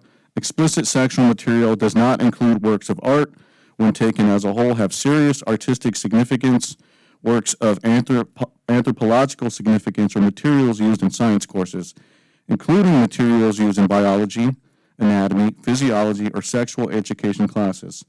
The term means any pictorial, three-dimensional, or visual depiction, including any photography, picture, computer video, or computer-generated images showing, and it goes on, it lists a bunch of things. So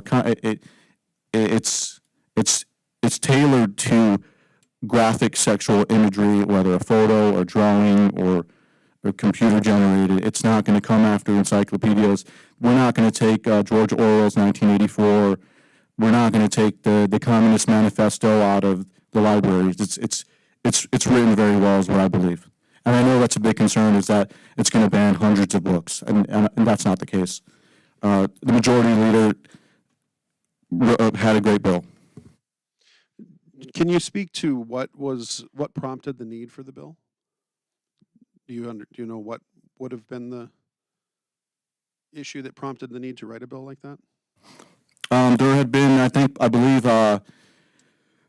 bills in various or books in various libraries throughout the state that were very controversial. They kind of, I mean, I got some, I got one of the books in question on me, and I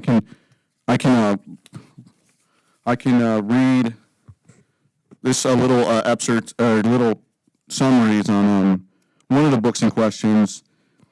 You know, page 82 says, and this was a book for, I think, 14-year-olds in a library. The anus is chock full of sensitive nerves, making it primo erogenous zone for touching and penetrating. Reproduction aside, your genitals exist to let you feel pleasure with yourself or others. No matter which genitals you may have, whether it's for a night or a lifetime, there's very sexually graphic stuff available in libraries for kids. We're not saying this stuff shouldn't exist. What we're saying is this shouldn't be within reach of kids. That's my take. Can you share the title of that book and what's the purpose of the book? Let's talk about it. A Teen's Guide to Sexual Relationships and Being Human. It's a cartoon. It's like a 200-page cartoon book. And the fact that it's a cartoon, we believe that it's marketed towards younger kids. These things can be taught with text, you know, or they can be for adults 18 and up, and not be a cartoon. Thank you.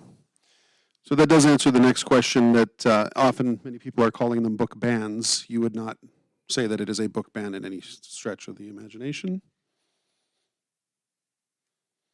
Is that fair to say?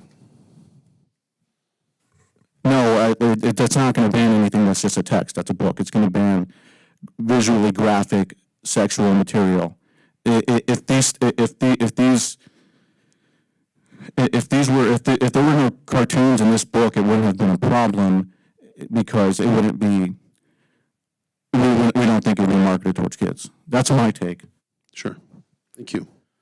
And I can speak to 2360, which came on the House side, which is Senator Keith Boehm's bill. Initially, when I started out in this process, there was a big concern in the community, and then we were reading in other communities where inappropriate material was being available to children, both in our school libraries and in our local library.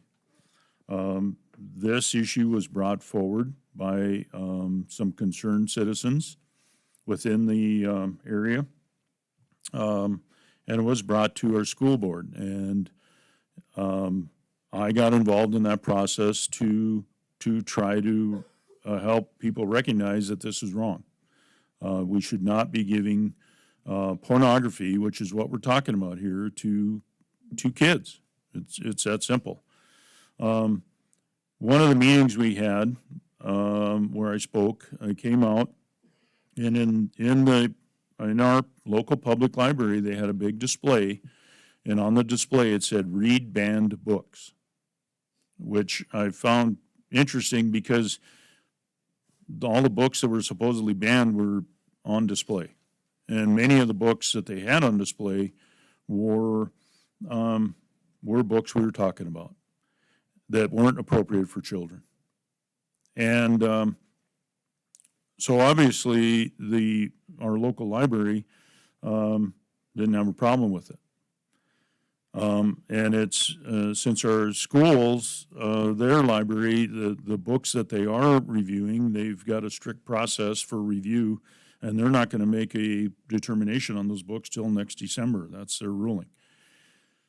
So I brought forth legislation, Bill 2123, to help address this issue. The interesting thing is when I got there and I introduced my bill, Bill 2360 was also introduced by Senator Keith Boehm. The really crazy thing about these two bills was when we sat down together, and both of these bills were going to be heard in the same committee, Judiciary. Mine was heard first, and then his was heard. When we sat down together, both on the same issue, the same topic, dealing in the same section of law for amendment, our two bills fit together perfectly. We couldn't have scripted that better.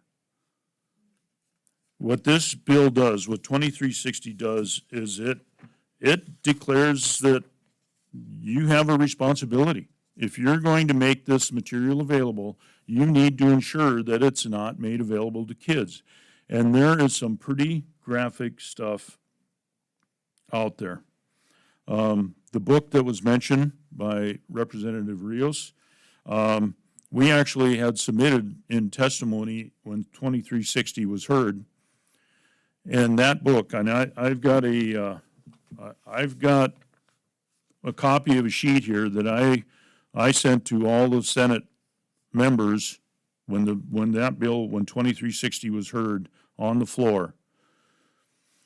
And what really drove this home on why this is needed was, if you go look at testimony on 2360, there is testimony and neutral testimony by the head of the state library, head librarian, and that person was asked specifically, do you consider that book pornography? And her answer was no. She did not consider that pornography. Well, I'm not going to show this on camera. But I have this here. If you have any questions as to what we're talking about, you come up and look at this, and you tell me this is appropriate for a 12-year-old child. If it's not pornography, then it's appropriate for a child. And this bill does not ban any books. It specifically states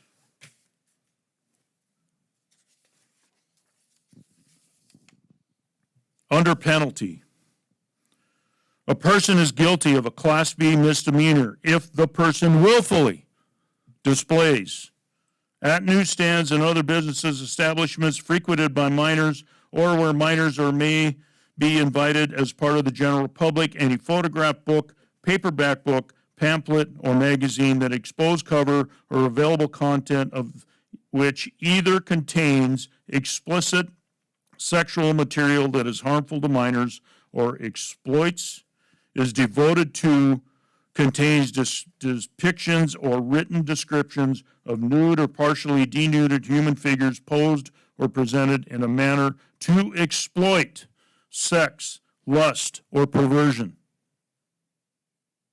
We're talking about pornography here. Pornography for children is not okay. And this says willfully.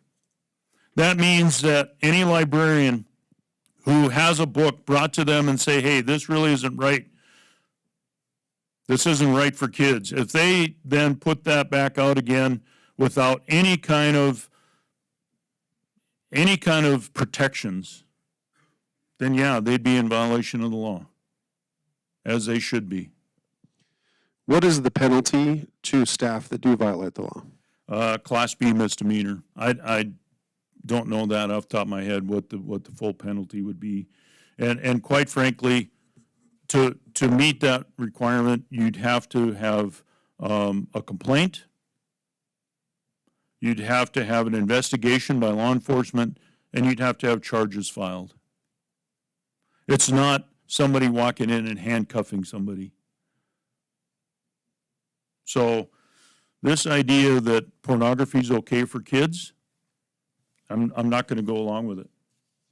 So that's the bill. It had good support. I think we passed this in the Senate 38-9, and it's moving now into the House chamber.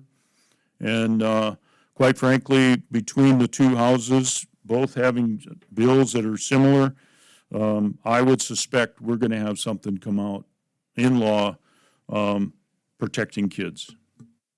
Thank you. Representative Niels. I do have the book that Senator Beard was talking about, if people want to come see it before I leave. But the Senate's bill passed veto-proof. The House's bill passed 65-28, also veto-proof. the state of North Dakota wants this. I mean, there is a minority, and we get your concerns, and I tried to address them. We're not going to ban encyclopedias or Animal Farm or To Kill a Mockingbird. It's not. That's not going to happen. I wouldn't want that to happen. Thank you. We are running short on time. Does anybody else want to make a statement on that topic? Senator Beckett? Thank you. So 2360 to me, I think, is the better bill vehicle of the two vehicles. I'm not, just because it's a Senate bill, I just think it's a better bill. It's been better vetted, so I would prefer that. 2360, I had some concerns about it initially because, to be honest with you, I got a lot of people from this district saying they didn't like either of the bills. But once I started to look at how it actually operated, I understand the concerns. For me, it was always a common sense issue. When I was a kid, Playboy and all those other magazines had to be in a place where you couldn't see them, couldn't access them, had covers over them so you couldn't see them. I just thought that was happening normally everywhere. Well, coming to figure out there's some things that are an issue still to be dealt with, that this is what that does. But I asked the bill sponsor, spent about 30 minutes, and talked about one of the bill sponsors on that bill. Had a good sit down, and then also on the floor, I asked a couple of critical questions, and I was satisfied with the answers to those questions. I still have some First Amendment right concerns dealing with adults accessing these materials, but it's a child access bill, and if you should not have these materials in a children's section in the library. I get that. That's why I voted for the bill, and I think it's appropriate.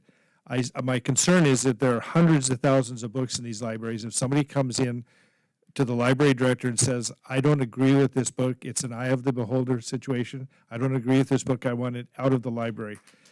And what should happen at that point, in my mind, is then the library director should make the determination where that book is appropriate in the library. I don't think it should be banned from the library, and they tell me that's not what's going to happen. So we have a fine line here we walk. I want to protect kids just like everybody else, but I also want to protect First Amendment rights. I hope this bill does that. If it doesn't, we'll look at it next session and make it better. Representative House. I guess my concern is the age of the child that's being exposed to this. They're dealing with enough issues of their own sexuality. Do they understand the garbage that is being printed? And it's not appropriate at probably never at any age, the pornography. But at certain age, especially K through 8, they're not ready to deal with and again, personal garbage that's in these books. Now, the parents are the ones that should probably restrict access, but maybe the book never gets home. It stays in the locker. But age, when they're able to deal with the issue, understand the issue, and are mentally prepared to deal with the garbage, then. Thank you very much. Thank you all for clarifying that. I know those types of topics can become very hot button, and there's a lot of misunderstandings about them, so thank you for that. We're going to go ahead and move on to the 15-minute live question section of the forum. So in the last 15 minutes, I do want to reiterate this is not a debate. So you can come up and ask questions about things we did cover. If there's some things that the legislators didn't answer, you're welcome to come up and ask your question. So we'll take the live questions now. I'd ask that you come up to the podium, state your name, state the district in which you live, and then go ahead and ask your question. So is there anybody who'd like to come up and ask a question of the legislators? Come on up.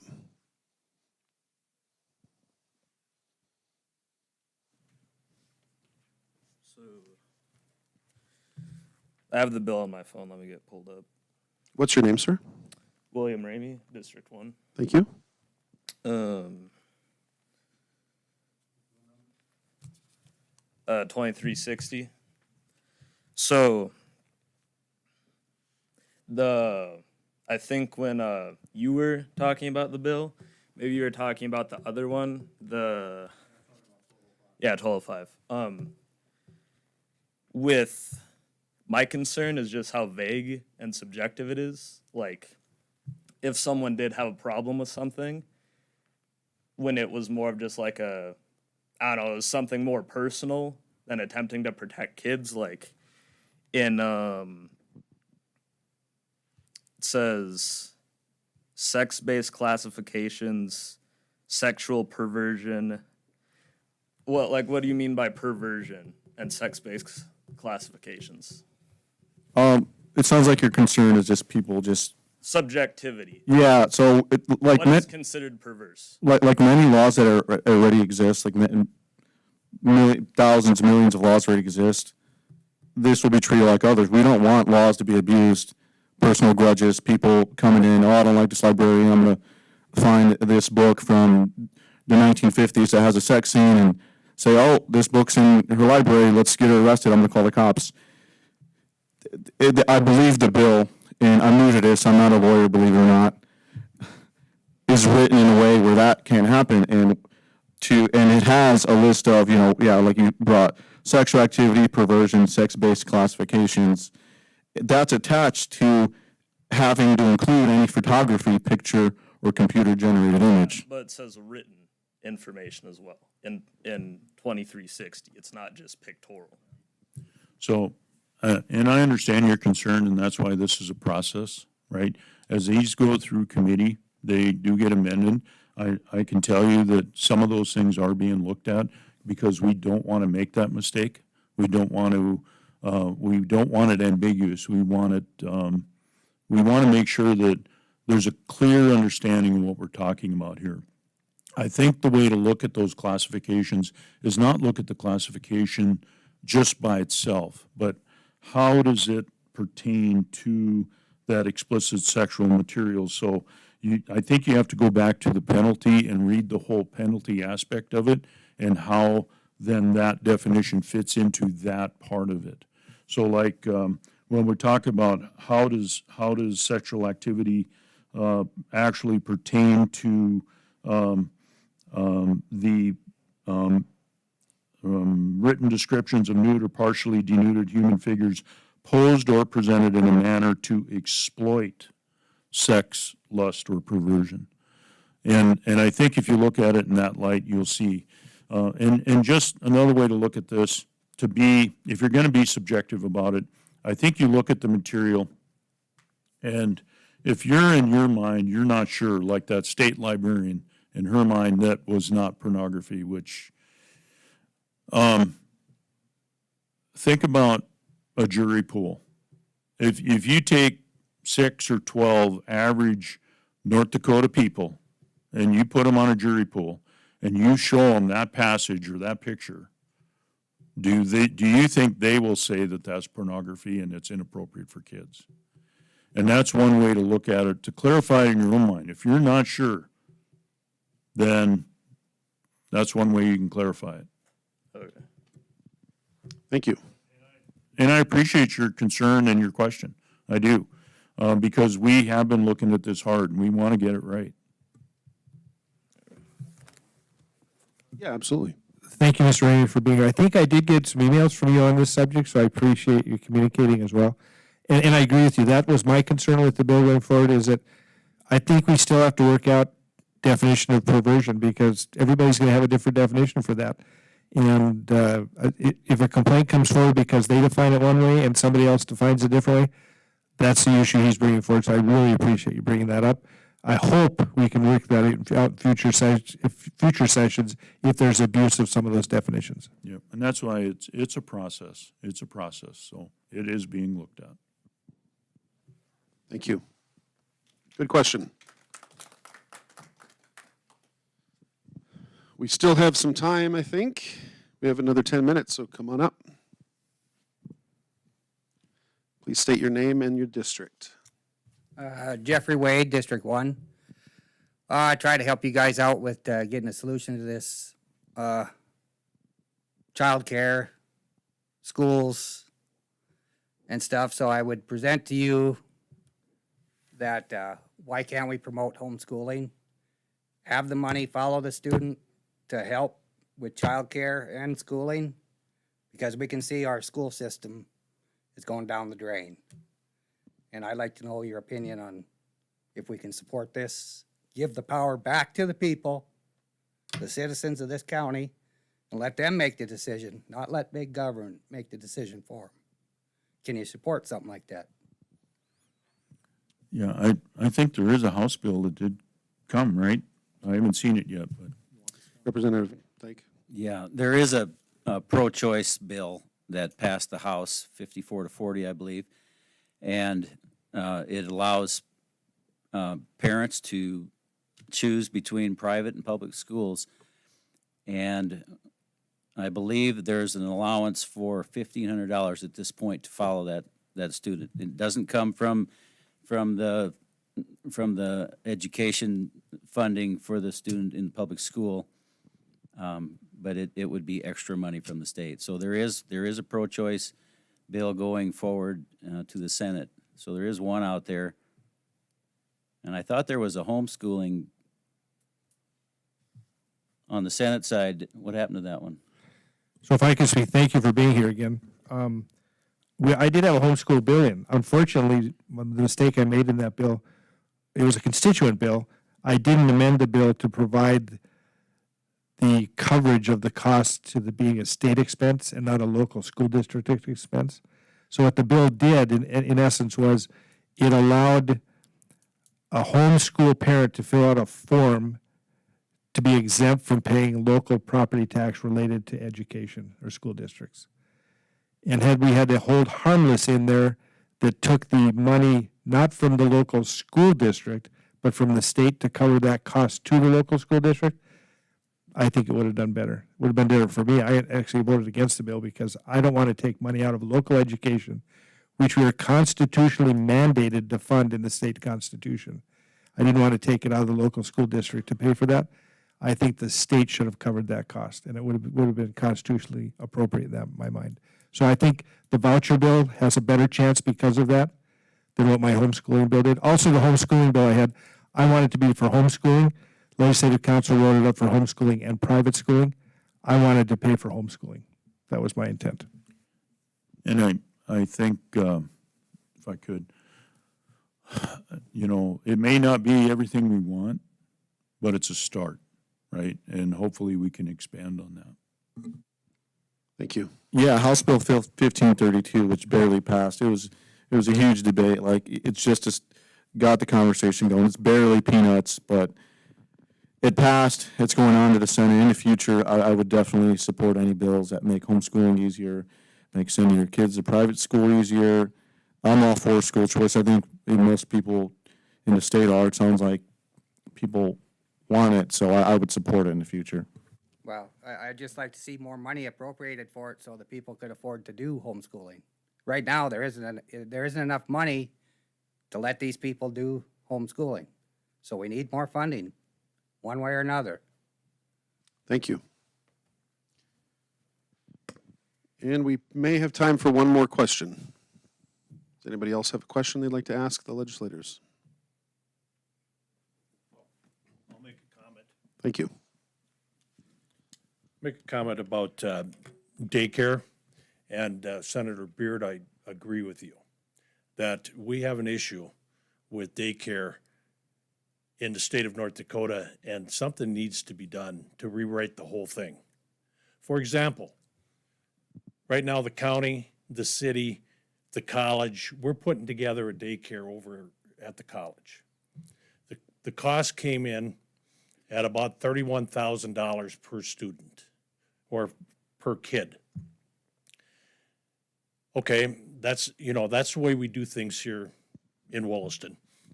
Over in Watford City, they do things different, and their cost comes in at about $50,000 or whatever it is.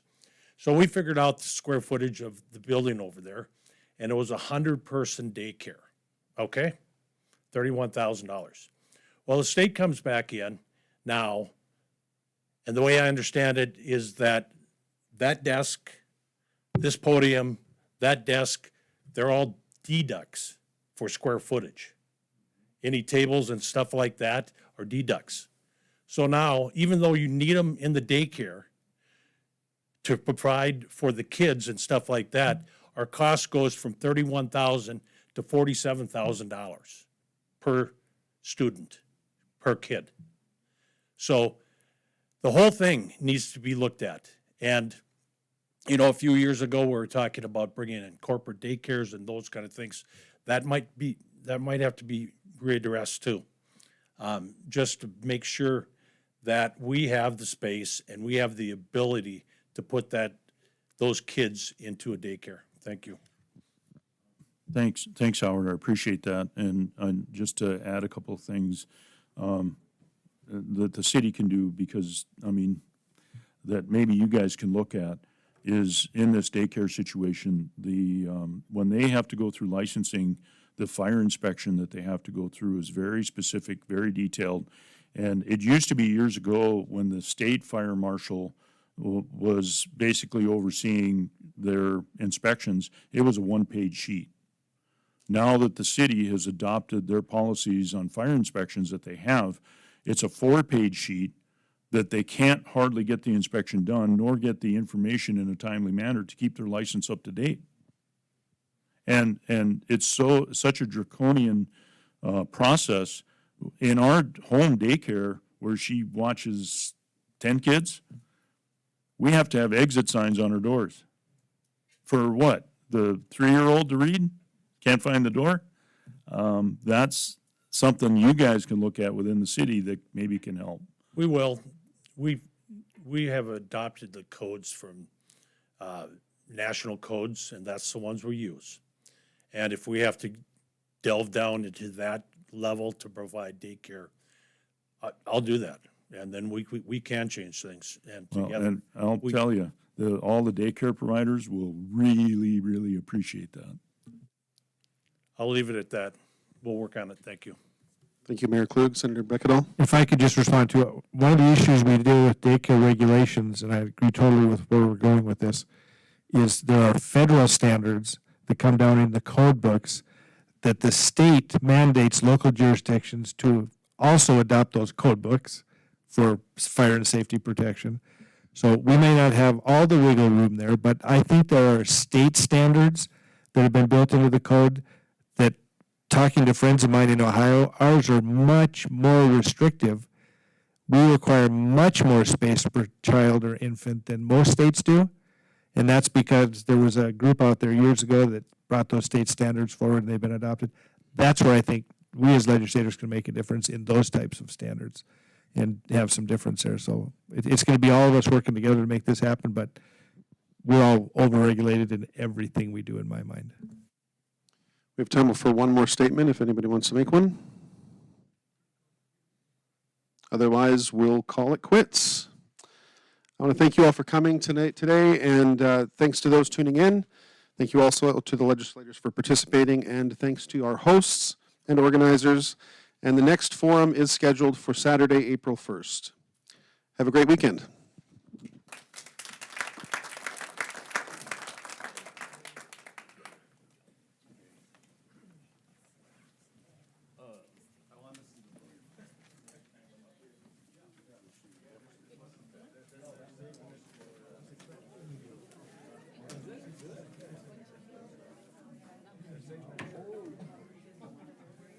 Yeah, okay.